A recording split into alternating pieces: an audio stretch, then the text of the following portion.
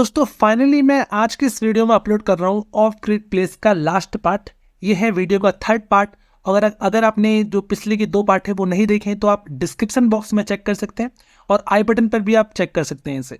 तो देखिए third part में क्या कहते हैं कि देयर फॉर ऑलवेज, इसलिए हमेशा when thou changes thine opinion or course, manifest in plainly and declare it together with the reasons that move thee to change।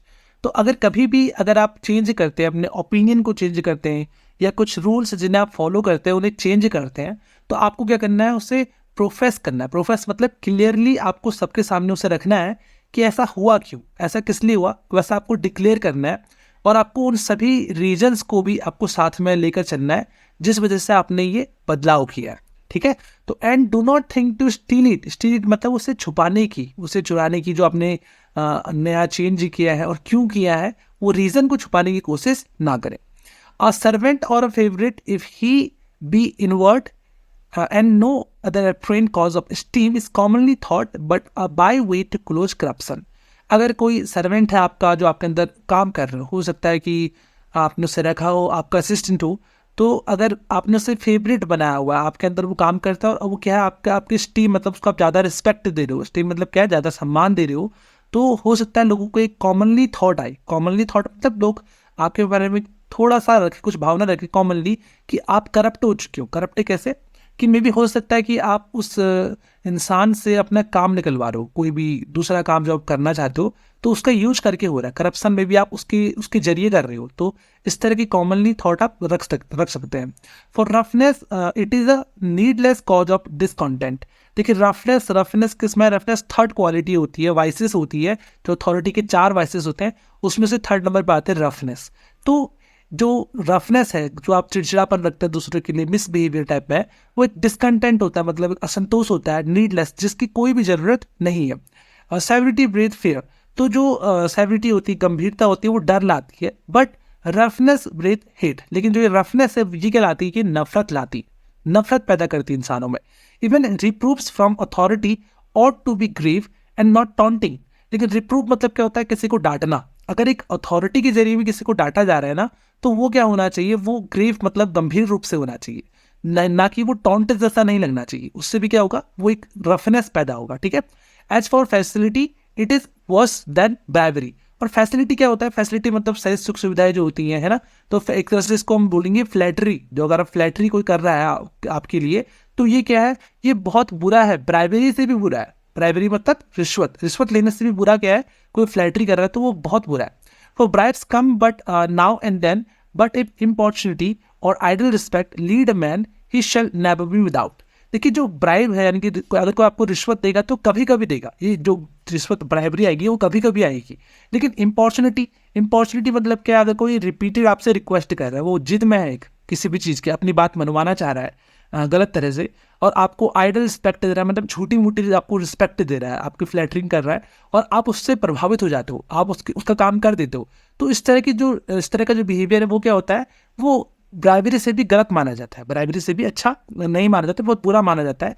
और इस तरह का इंसान जो है वो रह भी नहीं पाता इस तरह से। जैसे कि किंग लियर का एग्जांपल देखो, उनको अपनी तीसरी बेटी थी कॉर्डेलिया थी, उसकी बातें अच्छी नहीं लगती थी, क्योंकि उसने क्या करा, उसकी तरफ अच्छी तरह से नहीं बोला, उसको रिस्पेक्ट उतना, जैसे उसने बोला कि आई लव माई, मैं आपसे उतना ही, उसमें लिखा है कि मैं आपसे उतना ही प्यार करती हूँ जितना एक बेटी को करना चाहिए, है ना, इस तरह की जो बातें हैं, तो वो प्रॉपर उसकी फ्लैटरिंग नहीं करती है। ठीक है, तो वो उसे अच्छा नहीं लगता है, तो ही शैल नेवर बी विदाउट, तो वो रह भी नहीं सकता उसके बिना, वो उसको निकाल देता है। इसी तरह की बात आती है। As Solomon said to respect person is not good for such a man will transgress for a piece of bread. तो सोलोमन जो थे वो मोनार्क थे इजराइल के, और उनका जो किसके बेटे थे, वो थे किंग डेविड के बेटे थे। तो उनके बारे में बाइबल में भी कहा गया है। वो क्या कहते हैं, वो कहते हैं कि to respect person is not good, किसी की रिस्पेक्ट करना वो अच्छा नहीं है। रिस्पेक्ट मतलब इंडिविजुअल रिस्पेक्ट करना, अगर आप हर किसी के पास जाके उनकी हेल्प कर रहे हो तो ये बिल्कुल भी अच्छी चीज़ नहीं है। First man will transgress for a piece of bread, क्योंकि ऐसा इंसान जो होता है वो छोटी छोटी चीज़ों के लिए भी अपराध में आ जाता है। ट्रांसग्रेस मतलब कि हो सकता है कि कुछ फाइट हो जाए या फिर कुछ कानूनी कार्यवाही जैसी चलने लगे। It is most true that was anciently spoken, a place showed the man and it showed some to the better and some to the worse. तो जो एक एनिसेंटली यानी कि प्राचीन बात है, वो किस बारे में है, वो बात है, वो सच भी है। वो है कि एक जो पोजीशन होती है, प्लेस होता है, वो इंसान को कुछ दिखाता है। क्या दिखाता है? वो या तो एक अच्छी जगह दिखाता है, किसी इंसान को और अच्छा बनाता है, और या फिर वो किसी इंसान को वर्स बना देता है और भी बुरा बना देता है। मीन्स या तो वो किसी जगह पर आने के बाद अपनी पावर में, अपने घमंड में कुछ ऐसी चीज़ें कर दे जो नहीं करनी चाहिए, या फिर वो ऐसी चीज़ें करे जो काफ़ी अच्छी है, जो उम्मीद से परे है। अब ये जो लाइनें हैं ये लैटिन में लिखी गई है। तो ये यहाँ से लेकर यहाँ तक जो लाइनें हैं ये लैटिन में है। और देखिए इसमें जो बोलने वाले हैं उनका नाम है टेसिटस। टेसिटस जो है वो एक रोमन हिस्टोरियन है, और वो दो चीज़ों की बारे बात करते हैं, कि गाल्बा और दूसरे हैं वेसिपिशन। तो देखिए ऊपर जो मैंने आपको लाइन बताई है कि एक इंसान जो होता है वो बेटर हो जाता है एक पोजीशन में आने के बाद, और दूसरा होता है जो कि और बुरा बन जाता है, उनके बारे में बात कही गई है। तो गैल्बा जो थे वो भी रोमन रूलर थे, 68 एडी से 69 एडी तक रहे थे। और वेसिपिशन भी एक रोमन रूलर थे, 69 से 79 एडी तक ये रूलर थे। तो गैल्बा जो थे उनका टाइम पीरियड भी काफ़ी कम है, और वेसिपिशन का थोड़ा ज़्यादा है। तो वो कहते हैं कि जो ये गैल्बा थे, ये जो थे एक प्लेस में आने के बाद उतने अच्छे नहीं रहे, वॉर्स का एग्जाम्पल सेट करते हैं।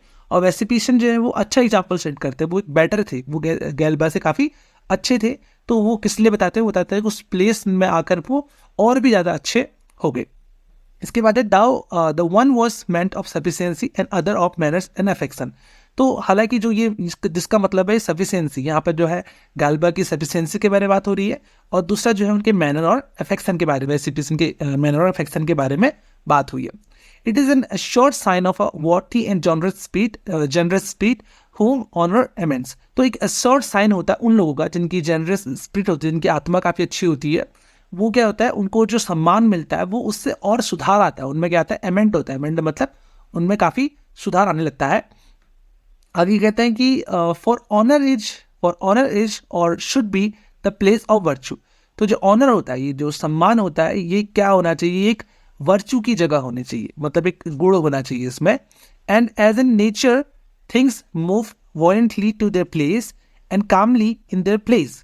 तो जैसे कि नेचर में, जो प्रकृति में होता है, जो थिंग्स होते हैं वो वॉलेंटली मतलब हिंसा की तरह चलते हैं ना, और प्लेस मतलब एक जगह पर वो काफ़ी वो वॉलेंटली हो जाते हैं, जैसे कि भूकंप आ जाता है तो उस तरह की। और कभी कभी नेचर क्या होता है, काम होता है, किसी जगह पर वो काम होता है। उसी तरह से एक ऑनर को भी क्या होना चाहिए, एक वर्चू, एक उसका गुण जो होता है वो स्थान में एक गुण होना चाहिए।